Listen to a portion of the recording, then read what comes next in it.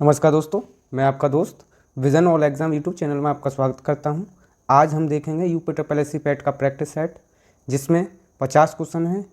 हम practice set यानी practice के साथ डिटेल में रिवीजन भी करेंगे। यानी ये है practice set plus revision series. हम इसमें लगभग 10 प्रैक्टिस सेट लगाएंगे और 10 को डिटेल में रिवीजन करेंगे। अगर इसकी आप PDF लेना चाहते हैं तो vision all exam Telegram channel पर आप इसका संपर्क कर सकते हैं, और आप या तो डिस्क्रिप्शन, इसी वीडियो के डिस्क्रिप्शन बॉक्स में उसमें से ले सकते हैं, लिंक दिया हुआ है। चलिए पहला क्वेश्चन देखते हैं। पहला क्वेश्चन है, पहले 5 क्वेश्चन आएंगे एंसेंट और मेडिवल से, फिर 5 क्वेश्चन मॉडर्न से। पहला क्वेश्चन है, मध्ययुगीन भारत में सर्वप्रथम रुपया नामक सिक्का किस शासक ने निर्गत किया था? इसको देख लें। ए है हुमायूं, बी है अकबर, सी है जहांगीर और डी है शेरशाह। तो इसका आंसर हो जाएगा शेरशाह। कौन हो जाएगा? शेरशाह। शेरशाह के बारे में देखें तो इनको बाघों के शिकार के लिए जाना जाता है। यानी इनको बाघों का शिकार करना पसंद था। ठीक है, अगला क्वेश्चन देखते हैं। महमूद गजनवी का दरबारी इतिहासकार कौन था? महमूद गजनवी का दरबारी इतिहासकार कौन था? Number A Hasan Nizami, number B Utbi, number C Firdausi, number D Chand Bardai. इसका आंसर है उतबी। महमूद गजनवी के बारे में हम थोड़ा कुछ देखते हैं। महमूद गजनवी, इनके बारे में विजन करते हैं। जो महमूद गजनवी हैं उनका कार्यकाल देख सकते हैं, 998 से 1030 तक। और ये जो गजनी के शासक सुबुक्तगीन के पुत्र थे। किसके? सुबुक्तगीन के पुत्र थे। इन्होंने जो भारत पर आक्रमण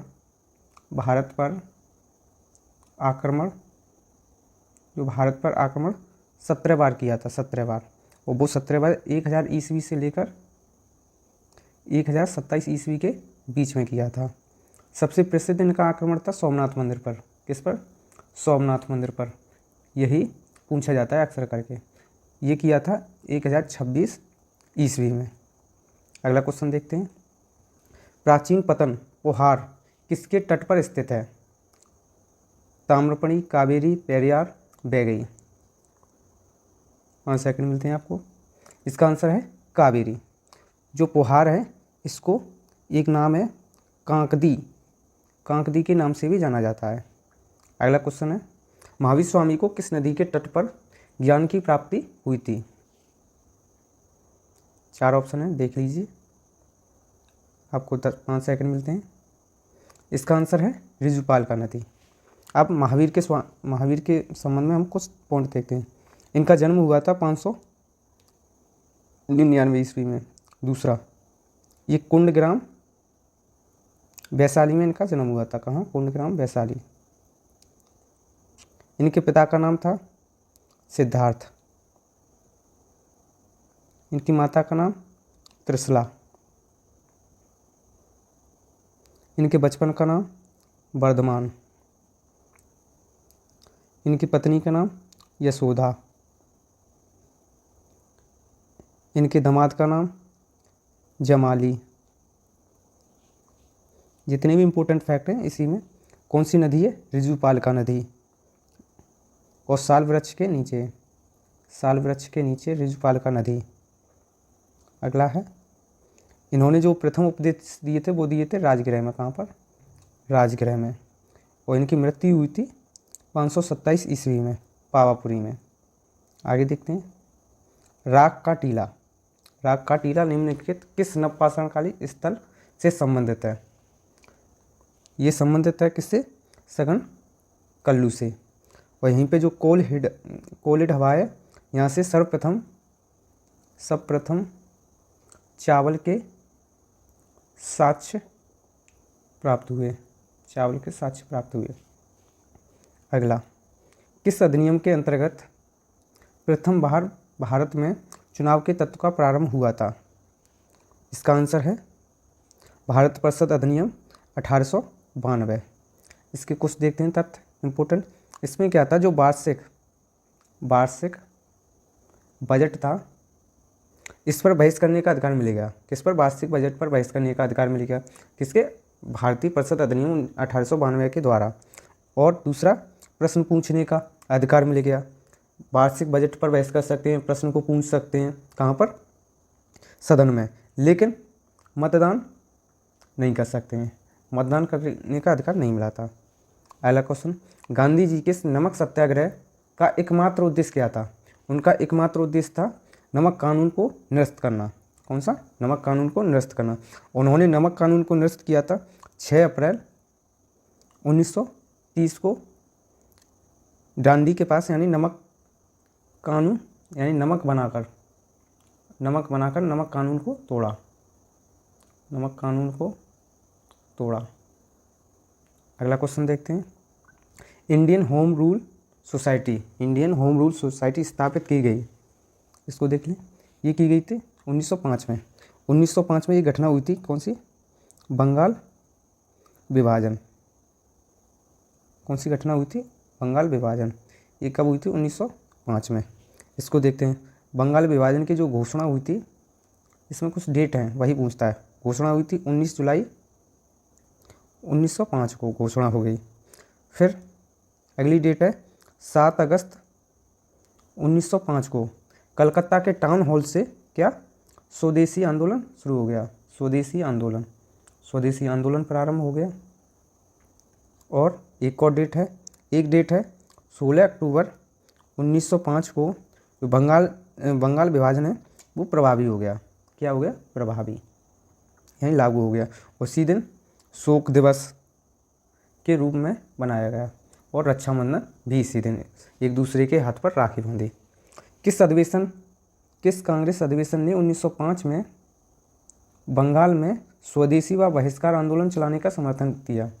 कलकत्ता अधिवेशन ने, बेलगांव अधिवेशन ने, कराची अधिवेशन ने, बनारस अधिवेशन ने। इसका आंसर है बनारस अधिवेशन। जो बनारस अधिवेशन है ये 1905 में हुआ था।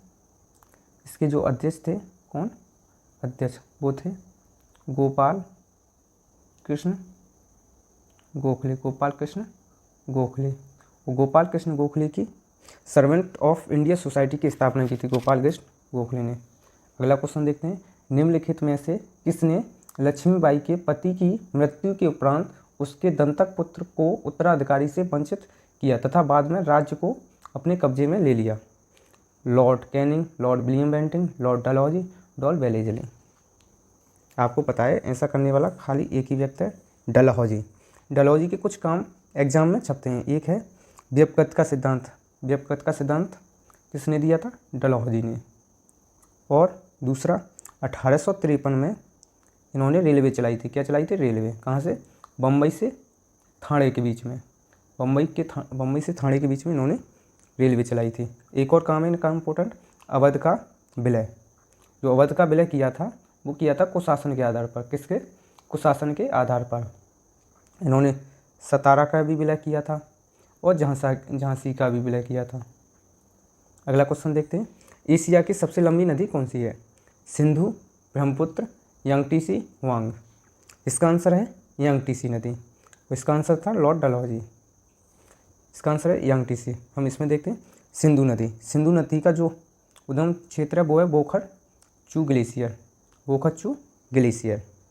जो सिंधु नदी है, सिंधु नदी की कुछ सहायक नदियाँ हैं, वो हैं इसके लिए JCRVS, इसको याद रख सकते हैं। जे से झेलम, चे से चिनाब, आर से रावी, वा से व्यास, सा से सतलुज। JCRVS। अब इनके उद्गम क्षेत्र देखते हैं। झेलम का है बैरी नाग झील। नागों को कौन झेलेगा? बैरी नाग झील। यहाँ से किसके? झेलम का। चिनाब का है बारह लाचा दर्रा। और जो रावी है, रावी का उद्गम क्षेत्र है रोहतांग दर्रा। कौन सा? रोहतांग दर्रा। यहाँ से रावी नदी निकलती है। ब्यास नदी का है ब्यासकुंड। कौन सा? ब्यासकुंड से निकलती है। और सतलुज नदी राक्षस ताल से, ये मानसरोवर झील के पास निकट है। बेहद ज्वार आता है। नंबर 1, जब सूर्य तथा चंद्रमा एक सीधी रेखा में होते हैं। नंबर 2, जब सूर्य तथा चंद्रमा समकोण पर होते हैं। नंबर 3, जब तेज़ हवाएं चलती हैं। नंबर 4, जब रात में बहुत ठंडी लगती है। इसके लिए बता दें हम, इधर कर लो सन और इधर कर लो मून, इधर कर लो अर्थ और इधर कर लो मून, इधर कर लो सन। कलर चेंज करते हैं। ये जब जब कंडीशन बनेगी ये वाली, तब तब बेहद ज्वार आएगा। ठीक है साहब, 1 और 2, ऐसा 2 स्थिति में होता है। जब जो चंद्रमा यहाँ होगा तब अमावस्या रहती है, अमावस्या इधर रहेगा तब कौन सी रहती है, पूर्णिमा। क्या रहती है, पूर्णिमा, अमावस्या और पूर्णिमा। जो सामान्य ज्वार, इसका आंसर है ये, कौन सा है, ये, जब सूर्य तथा चंद्रमा एक सीधी रेखा में होंगे। सूर्य और चंद्रमा एक सीधी रेखा में होंगे और पृथ्वी के साथ जो सामान्य ज्वार हैं उनसे 10 से 20% अधिक बड़े आते हैं। ठीक है। अगला क्वेश्चन, भारत में प्रवेश करने वाले पश्चिमी विक्षोभ उत्पन्न होते हैं अरब सागर में, अटलांटिक महासागर में, भूमध्य सागर में, हिंद महासागर में। भारत में प्रवेश करने वाले पश्चिमी विक्षोभ उत्पन्न होते हैं। इसका आंसर है भूमध्य सागर। कहाँ से, भूमध्य सागर। ये जो आता है पश्चिमी विक्षोभ, ये आता है शीत ऋतु में। कब आता है, शीत ऋतु में। शीत ऋतु का मतलब ये है दिसंबर से मार्च के बीच में बारिश होती है पश्चिमी विक्षोभ के कारण। उस बारिश को बोलते हैं महावट। क्या बोलते हैं, महावट बोलते हैं उस बारिश को। और ये जो बारिश होती है ये रबी की फसल के लिए लाभदायक, रबी की फसल के लिए लाभदायक रहती है। अगला क्वेश्चन देखते हैं, अवस्थिति, भारत की अवस्थिति। इसको देखते हैं, इसको देखें, यूँ देखते हैं। ये 8 डिग्री 4 मिनट से लेकर 37 डिग्री 6 मिनट और 68 डिग्री 7 मिनट से लेकर 97 डिग्री 25 मिनट तक। ये है कन्याकुमारी। कौन सा है, कन्याकुमारी। ये कहाँ पर पड़ता है, तमिलनाडु में। और ऊपर है इंदिरा कौल।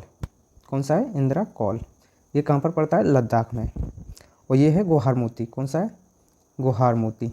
ये बनता है गुजरात में। इधर है किबुतु, ये पड़ता है कहाँ, अरुणाचल प्रदेश में। और हम यहाँ से यहाँ तक की दूरी देखें, यानी कि ये है उत्तर, ये है दक्षिण, ये है पूरब, ये है पश्चिम। यानी पश्चिम से पूरब तक दूरी देखें तो ये है 2933 किलोमीटर।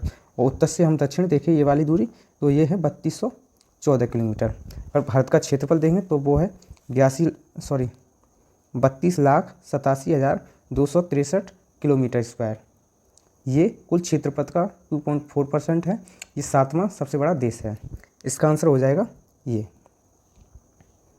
यानी ये उत्तर, इधर भी उत्तर है, ये पूरब, ये भी पूरब है। अब देख सकते हैं उत्तर से उत्तर और पूरब से पूरब। ठीक है साहब, आगे चलते हैं। जनगणना 2011 के अनुसार 14 वर्ष से कम आयु वाले बालों की संख्या सकल आबादी का कितना % है, 29%, 30%, 31%, 32%। इसका आंसर है 31%। हम थोड़ा जनसंख्या देखते हैं। जनसंख्या में देखें तो सबसे ज़्यादा जनसंख्या यूपी की है, सबसे कम है सिक्किम की। किसकी है, सिक्किम की। अगर हम यूटी के हिसाब से देखें तो सबसे ज़्यादा है दिल्ली की और सबसे कम है लक्षद्वीप की। किसी की है, लक्षद्वीप की। और हम जनसंख्या घनत्व देखें, घनत्व तो वो है 3:8:2। अगर हम लिंगानुपात देखें, लिंगानुपात, ये भारत की बात हो रही है, भारत का लिंगानुपात कितना है, 9:4:3। ये भारत का घनत्व है, जनसंख्या घनत्व 3:8:2। ये भारत की जनसंख्या के अनुसार सबसे ज़्यादा जनसंख्या उत्तर प्रदेश में है, सबसे कम जनसंख्या सिक्किम में। अगर हम केंद्र शासित प्रदेशों की बात करें तो सबसे ज़्यादा दिल्ली में, सबसे कम लक्षद्वीप में है। आगे बात करते हैं, साख पत्र दिया जाता है एक निर्यातकर्ता को, एक आयातकर्ता को, सीमा शुल्क अधिकारियों द्वारा, जहाज़ कंपनी द्वारा। इसके लिए आपको 5 सेकंड मिलती हैं, देखें इसको। इसका आंसर है एक आयातकर्ता को साख पत्र दिया जाता है। साख पत्र किसको दिया जाता है, एक आयातकर्ता को। अगला क्वेश्चन है, उत्तर प्रदेश में औद्योगिक विकास निगम स्थापित है। उत्तर प्रदेश में औद्योगिक विकास निगम स्थापित है कानपुर में, लखनऊ में, आगरा में, नोएडा में। इसके लिए भी आपको 5 सेकंड मिलती हैं। इसका आंसर है कानपुर में। कहाँ पर है? कानपुर में। आगे देखते हैं, राष्ट्रीय नियोजन में रोलिंग प्लान। क्या? रोलिंग प्लान की, ये पंचवर्षीय योजना से रोलिंग प्लान की अवधारणा कहाँ से ली गई है? या रोलिंग प्लान की अवधारणा लागू की गई थी इंदिरा गांधी द्वारा, राष्ट्रीय फ्रंट सरकार द्वारा, जनता सरकार द्वारा, राजीव गांधी द्वारा। इसके लिए भी आपको 5 सेकंड मिलते हैं। इसका आंसर है जनता सरकार द्वारा। रोलिंग प्लान की बात करें, ये 1978 से लेकर 83 तक है। कब से? 1978 से लेकर 83 तक। इसका जो मॉडल है वो है गुन्नाहर मेडन, और इसका जो उद्देश्य था वो था रोजगार पर बल देना। ये इसका उद्देश्य था। एक तो 1978 से लेकर 83 तक गुन्नार मेडन मॉडल था, और रोजगार पर बल देना। आगे देखते हैं, निम्नलिखित में से किसको मुद्रा की पूर्ति का विस्तृत माप माना जाता है? M1 को माना जाता है, M2 को माना जाता है, M3 को माना जाता है, M4 को। इसका आंसर 5 सेकंड मिलते हैं। इसका आंसर है M3 को। आगे देखते हैं, भारत का आर्थिक सर्वेक्षण संबंधित है। भारत का आर्थिक सर्वेक्षण संबंधित है योजना आयोग से, RBI से, वित्त मंत्रालय से, वित्त आयोग से। इसके लिए भी आपको 5 सेकंड मिलते हैं। इसका आंसर है वित्त मंत्रालय। वित्त आयोग 280 में है। इसका गठन राष्ट्रपति करते हैं। आगे देखते हैं, भारत में स्थानीय शासन से संबंधित निम्नलिखित घटनाओं पर विचार कीजिए और उन्हें कलाक्रम के अनुसार व्यवस्थित कीजिए। LM सिंघवी समिति, ये आई थी 1986 को। PK थुमन समिति, ये आई थी 1988 को। और अशोक मेहता समिति, ये आई थी 1977 को। GVK समिति आई थी 1985 को। वैसे तो हमारा सबसे पहले 77, फिर 85, फिर 86 और फिर 88 ये बन गया। इससे आंसर हो जाएगा ये वाला। इसमें देखें, जो लक्ष्मीमल सिंघवी आई थी उसने क्या किया था? पंचायती राज को संवैधानिक दर्जा प्राप्त करने के लिए। अशोक मेहता समिति आई थी 2 स्तरीय पंचायती राज व्यवस्था। अशोक मेहता समिति ने क्या दिया था? 2 स्तरीय पंचायती राज व्यवस्था का सुझाव दिया था। अगला क्वेश्चन देखते हैं, भारतीय संविधान में संशोधन के लिए विधेयक लाया जा सकता है लोकसभा या राज्यसभा, दोनों में। भारत की संसदीय व्यवस्था में शून्यकाल कहाँ से लिया गया है? ये लिया गया है कहाँ से? भारत से। कहाँ से लिया गया है? भारत से। इसको बता दें हम, कार्रवाई सुबह 11 बजे से स्टार्ट हो जाती है। 11 बजे से 12 बजे तक प्रश्नकाल रहता है। कौन सा? प्रश्नकाल। 12 से 1 बजे तक रहता है कौन सा? शून्यकाल। कौन सा रहता है? शून्यकाल। और 1 से 2 बजे तक रहता है लंच। क्या रहता है? लंच। 2 से 3, 4, 5, 6, 2 से 5 बजे तक राज्यसभा में कार्रवाई चलती है, और 2 से 6 बजे तक लोकसभा में। ये तो इसका ये है टाइम टेबल। आगे चलते, भारत में नागरिकता की निम्नलिखित विशेषताओं में से कौन सी सही है? राज्य तथा राष्ट्र की दोहरी नागरिकता होगी, ये गलत है। राज्य की एकल नागरिकता होगी, ये भी गलत है। संपूर्ण भारत की एकल नागरिकता होगी, ये ठीक लग रहा है। भारत और अन्य देश की दोहरी नागरिकता होगी, इसका आंसर यही है। आगे देखते हैं, संविधान सभा की प्रांतीय संविधान समिति का अध्यक्ष कौन था? वो थे डॉक्टर BR अम्बेडकर थे, पंडित जवाहरलाल नेहरू थे, डॉक्टर राजेंद्र प्रसाद थे, सरदार पटेल थे। आपको 5 सेकंड मिलते हैं इसके लिए। इसका आंसर है सरदार पटेल। यहाँ पे देख लें हम, डॉक्टर BR अम्बेडकर किसके थे? प्रारूप के। किसके? प्रारूप समिति के अध्यक्ष थे। पंडित जवाहरलाल नेहरू थे संघ शक्ति समिति के और संघीय संविधान समिति के अध्यक्ष थे। डॉक्टर राजेंद्र प्रसाद संचालन समिति के अध्यक्ष थे और प्रक्रिया समिति के अध्यक्ष थे। किसके? प्रक्रिया समिति के और नियम समिति के अध्यक्ष थे।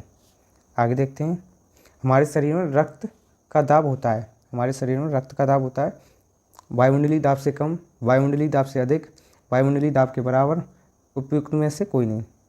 इसका आंसर हो जाएगा वायुमंडलीय दाब से अधिक। इसमें देखते हैं, रक्तचाप को हम मापते किससे हैं? वो मापते हैं स्फिग्नोमीटर से। ठीक है। जो वायुमंडलीय दाब है, कौन सा?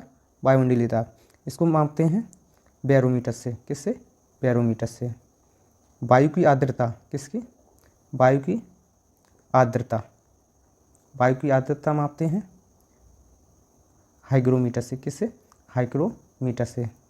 और दूध का घनत्व किसका? दूध का घनत्व। दूध का घनत्व नापते हैं लैक्टोमीटर से। ये बहुत ही इंपॉर्टेंट है, इन चारों को याद कर लीजिए। आगे चलते हैं। जीव विज्ञान नाम दिया था, अरस्तु ने दिया था, लेमार्क ने दिया था, डार्विन ने दिया था, लिनियस ने दिया था।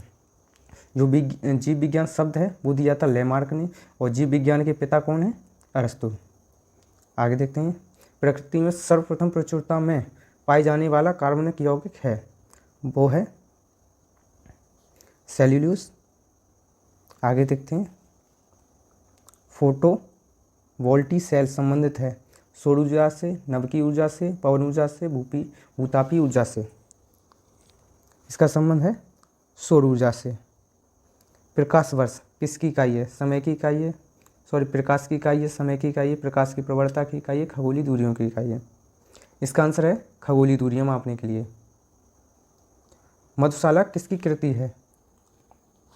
मधुशाला किसकी कृति है? मैथिली शरण गुप्त की, रविन्द्रनाथ टैगोर की, हरवंश राय बच्चन की, जयशंकर प्रसाद की। इसका आंसर है हरवंश राय बच्चन की। हम थोड़ी किताबें देखते हैं। अब देखते हैं सबसे पहले एनी बेसेंट की। किसकी? एनी बेसेंट की। इनकी है कॉमनवील और न्यू इंडिया। आगे देखते हैं। मौलाना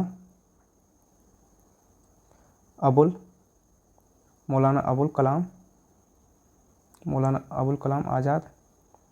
इनकी है India wins freedom.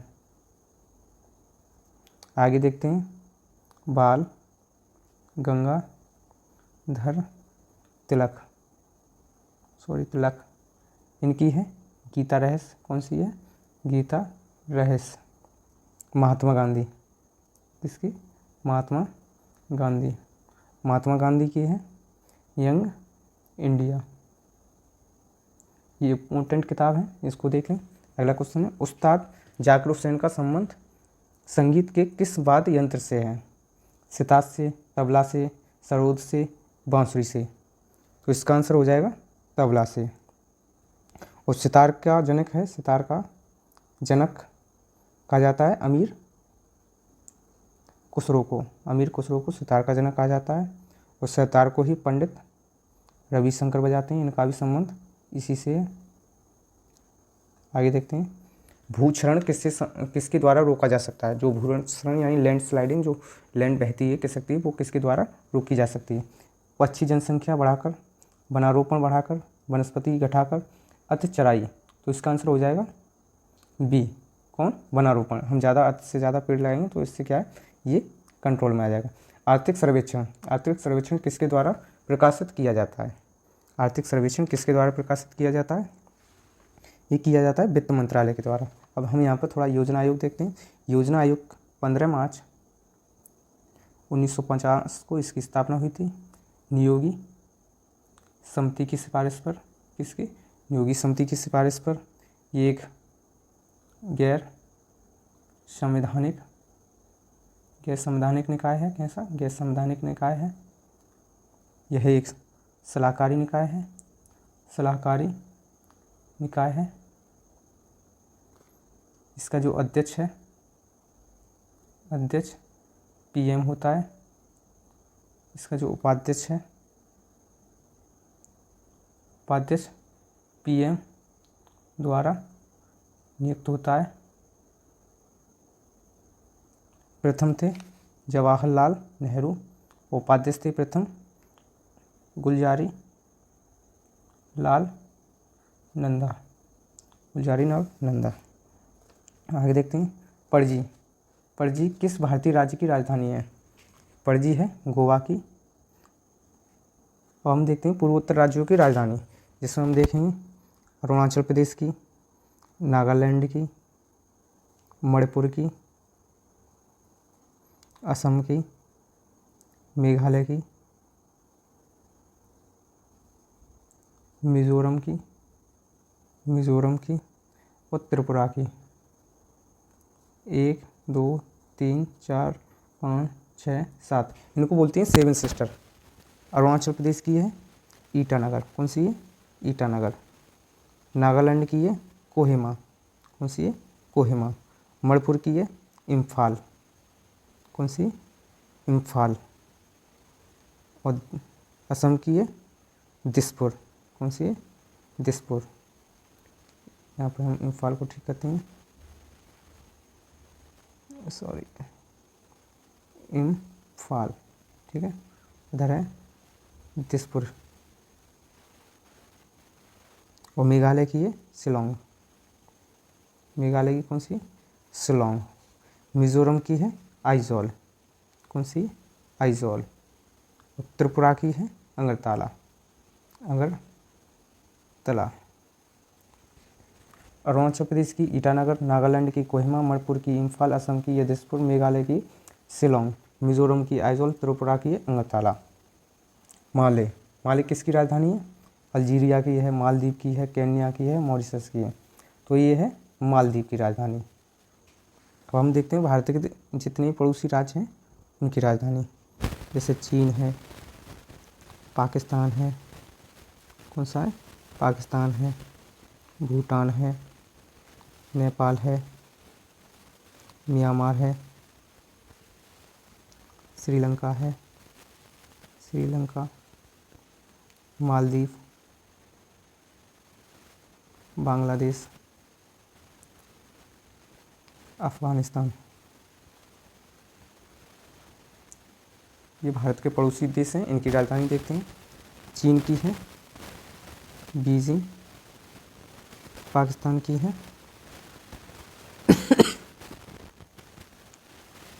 Islamabad, Bhutan की है थिम्पू, नेपाल की है काठमांडू, म्यांमार की है नायपीते, श्रीलंका की है कोलंबो, श्रीलंका की कौन सी है, कोलंबो। मालदीव की है माले, बांग्लादेश की ढाका, अफ़गानिस्तान की है काबुल। एक बार देखते हैं, चीन की है बीजिंग, पाकिस्तान की इस्लामाबाद, भूटान की है थिम्पू, नेपाल की काठमांडू, म्यांमार की नायपीते, श्रीलंका की कोलंबो, मालदीव की माले, बांग्लादेश की ढाका, अफ़गानिस्तान की है काबुल। आगे देखते हैं, भारत में राष्ट्रपति अपना कार्यकाल पूरा होने के पहले अपना त्यागपत्र किसको सौंपता है। वो सौंपता है उपराष्ट्रपति को। अगर उपराष्ट्रपति को त्यागपत्र देना होगा तो वो किसको भेजेगा, राष्ट्रपति को। खजुराहो समूह के प्रसिद्ध स्मारक किस राज्य में स्थित है, उत्तर प्रदेश में, मध्य प्रदेश में, राजस्थान में, महाराष्ट्र में। इसका आंसर है मध्य प्रदेश। हम इसमें कुछ इम्पोर्टेंट मंदिर देखते हैं। जैसे पहला है सबरीमाला मंदिर, विरूपाक्ष मंदिर, कोणार्क सूर्य मंदिर और खजुराहो मंदिर और दिलवाड़ा, कौन सा, दिलवाड़ा का मंदिर, दिलवाड़ा का जो मंदिर है दिलवाड़ा जैन मंदिर, जैनियों का। सबरीमाला है वो है केरल राज्य में, विरूपाक्ष मंदिर है कर्नाटक में, कोणार्क सूर्य मंदिर है ओडिशा में, खजुराहो एमपी के छतरपुर जिले में, दिलवाड़ा का जैन मंदिर राजस्थान के सिरोही जिले में, कौन से, सिरोही जिले में। सबरीमाला है केरल में, विरूपाक्ष मंदिर है कर्नाटक में, कोणार्क सूर्य मंदिर है उड़ीसा में, खजुराहो मंदिर है एमपी के छतरपुर में, दिलवाड़ा का जैन मंदिर है राजस्थान के सिरोही में। शांति व विकास के लिए विश्व विज्ञान दिवस मनाया जाता है 9 नवंबर को, 10 नवंबर को, 11 नवंबर को, 12 नवंबर को। इसका आंसर है 10 नवंबर को। और नवंबर के हम कुछ दिवस देखते हैं। 5 नवंबर, 14 नवंबर, 19 नवंबर, 26 नवंबर और 26 नवंबर। 5 नवंबर को है विश्व सुनामी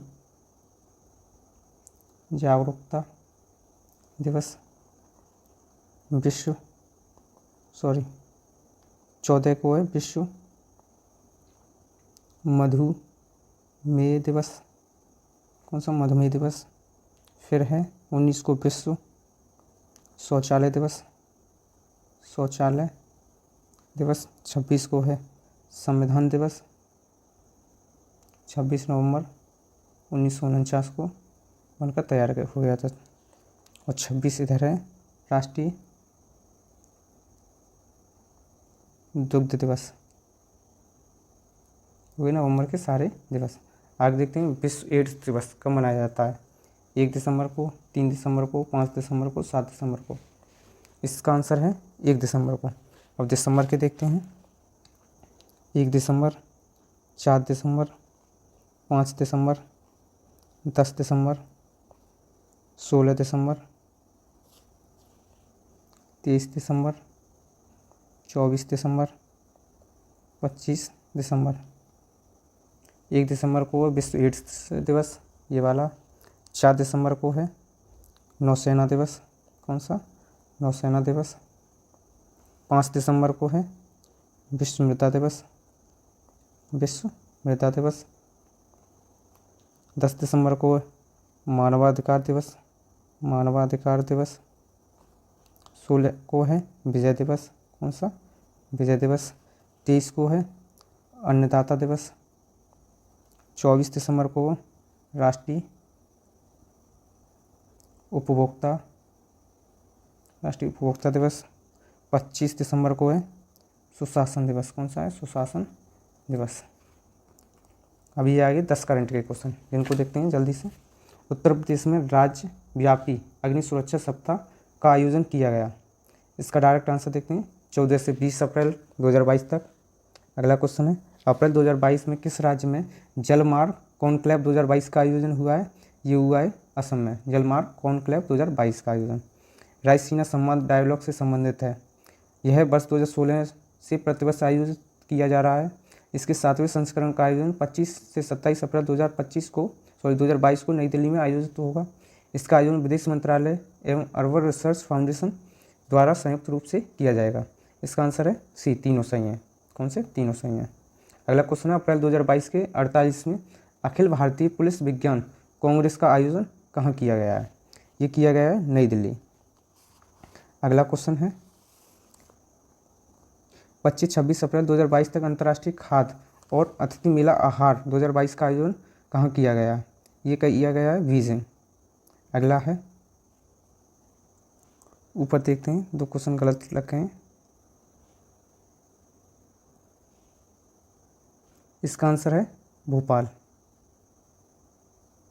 इसका आंसर है नई दिल्ली। IRAD परियोजना को किस प्रदेश केंद्र शासित प्रदेश में लॉन्च किया गया है? चंडीगढ़ में। अप्रैल 2022 में किस राज्य ने राष्ट्रीय ध्वज फहराने का रिकॉर्ड बनाया है? ये बनाया है बिहार ने। 11 अप्रैल 2022 को जारी राज्य ऊर्जा और जलवायु सूचकांक में प्रथम स्थान पर कौन सा राज्य है? यह है गुजरात। किस रेलवे जोन ने एक स्टेशन एक उत्पाद पहल को लॉन्च किया है?